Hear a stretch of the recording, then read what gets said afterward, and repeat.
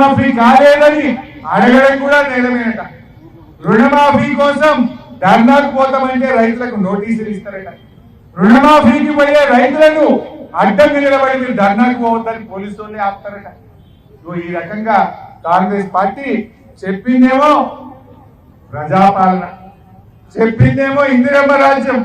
మరి ప్రజాపాలనలో నిరసన చెప్పే హక్కు ఉండదా? నువ్వు చేసిన మోసాన్ని ప్రశ్నించే హక్కు ఉండదా? నీ దగాకోరు తరాన్ని ఎండగట్టే అవకాశం ప్రజాస్వామ్యంలో ఉండదా అని నేను రేవంత్ రెడ్డిని అడుగుతా ఉన్నా. నీకు అన్ని కూడా ఇలా ఒకటి ప్రజలకు అర్థమవుతుంది.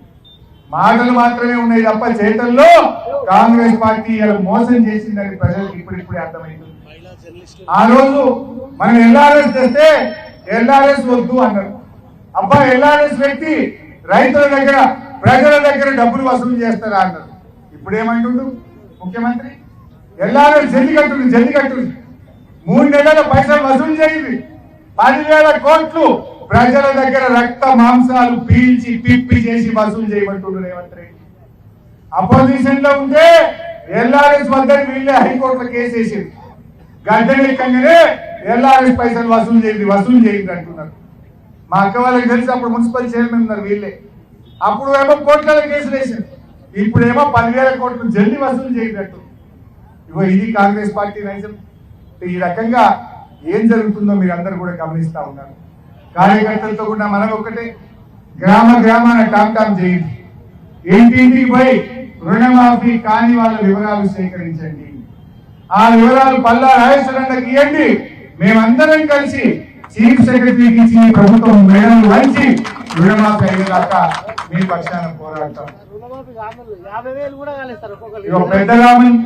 పెద్దరామన్ చెల్ల గ్రామంలో రుణమాఫీ కాని రైతులు 99 మంది రైతులకు కాలేదు అని మా కార్యకర్త ఈ వివరాలు తీసుకొచ్చింది.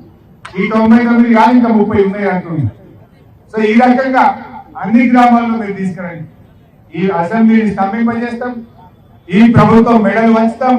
ఖచ్చితంగా రుణమాఫీ జరిగేటట్టుగా బీఆర్ఎస్ పార్టీ రైతుల పక్షాన పోరాడుతుంది. ఇంకో మోసం జరిగింది, మీరు గమనించిందో లేదు.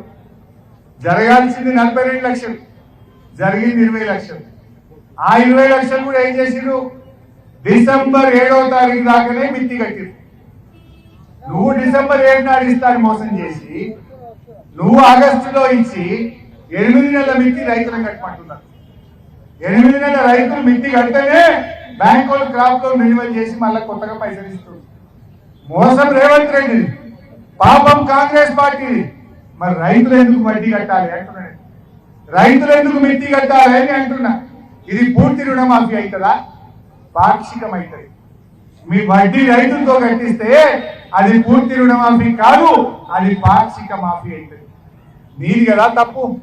9 తారీఖు చేస్తారని చేయకుండా ఆగస్టులో చేయడం, ఇది కాంగ్రెస్ పార్టీ చేసిన మోసం, రేవంత్ రెడ్డి చేసిన తప్పు. దానికి రైతులకు ఎందుకు శిక్ష అని నేను అడుగుతా ఉన్నా. ఆ వడ్డీ కూడా కాంగ్రెస్ ప్రభుత్వమే కట్టాలి, రేవంత్ రెడ్డి ప్రభుత్వమే కట్టే విధంగా కూడా మన ఒత్తిడి పెంచాలి, రైతుల్లో చర్చ పెట్టాలని చెప్పి తెలియజేస్తూ ఇప్పటికే కాలాతీతమైంది. జై తెలంగాణ.